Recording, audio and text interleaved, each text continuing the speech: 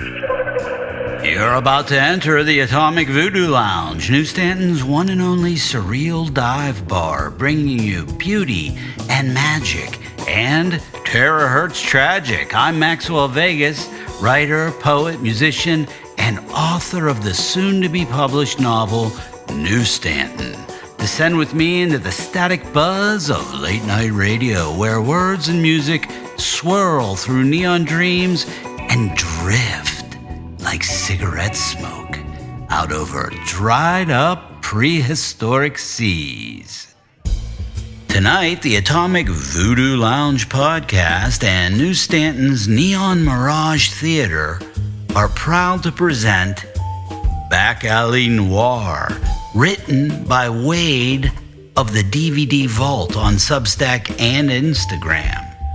The Back Alley Noir series is our attempt to introduce newcomers to the world of noir and neo-noir cinema, in addition to refreshing the noir-minded of films we probably should revisit. It's just you and me now, sport. I'm gonna find you, goddammit. Ever feel that way? I know I have. Usually on a rainy night as I stare out a window. Did I just say that out loud? Well, anyway, tonight, Wade focuses his attention on the film Manhunter. Enjoy. Every time I watch Manhunter 1986, it's such an exhilarating reminder of why I love this art form so much. There are scenes that make me pump my fists and cheer, and there are even moments in which the artistry literally brings me to tears.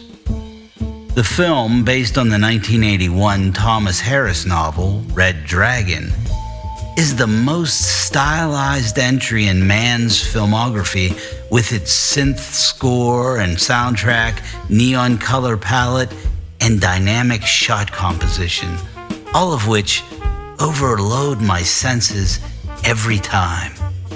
I find myself so drawn to the character of Will Graham in both the screenwriting and William Peterson's swinging for the fences performance.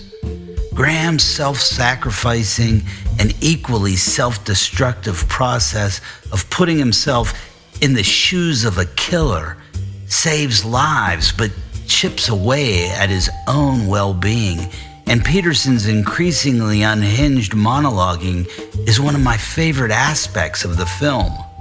Manhunter is decades ahead of its time in creating an open dialogue about work-related mental health issues, and one of my favorite scenes features Graham and his son walking through the cereal aisle while Graham explains why he had to be committed to a psychiatric ward after catching Hannibal Lecter. Not only is it incredibly progressive, but the scene also shows off all of the awesome cereals of my childhood in their colorfully boxed glory.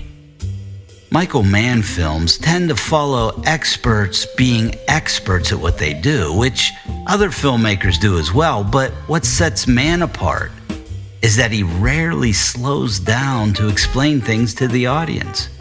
Why would an expert bank robber, jewel thief, or FBI profiler need to have the tools of their trade explained to them? Exactly. It would sacrifice the realism.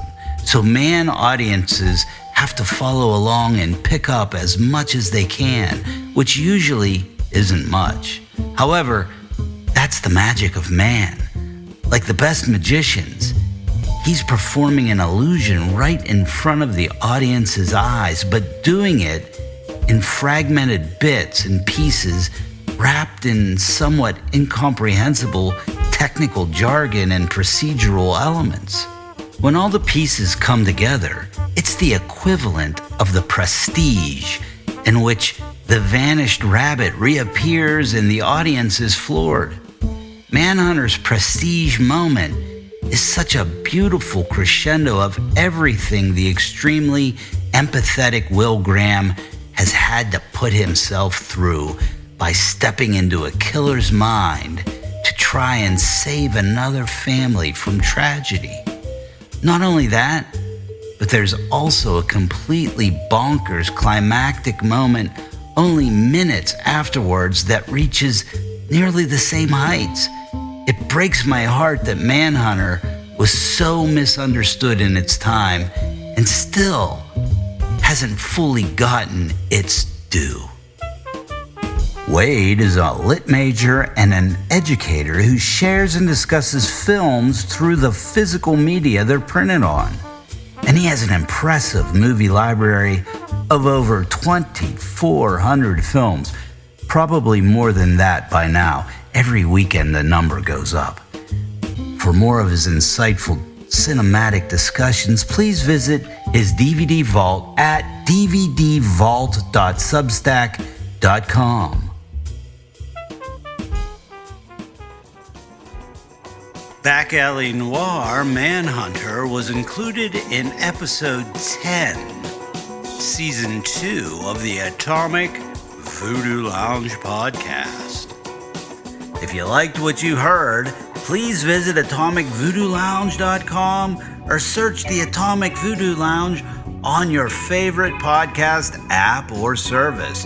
Thanks for listening, and please spread the word about the Atomic Voodoo Lounge's mix of speculative noir poetry, fiction, and spoken word. In addition to the words, the AVL also has the beat. We play a variety of mood-inducing music, including surf, exotica, jazz, blues, and more. Copyright 2026 by Heavy Sixer Productions, LLC. All rights reserved. And remember, Atomic Voodoo Lounge.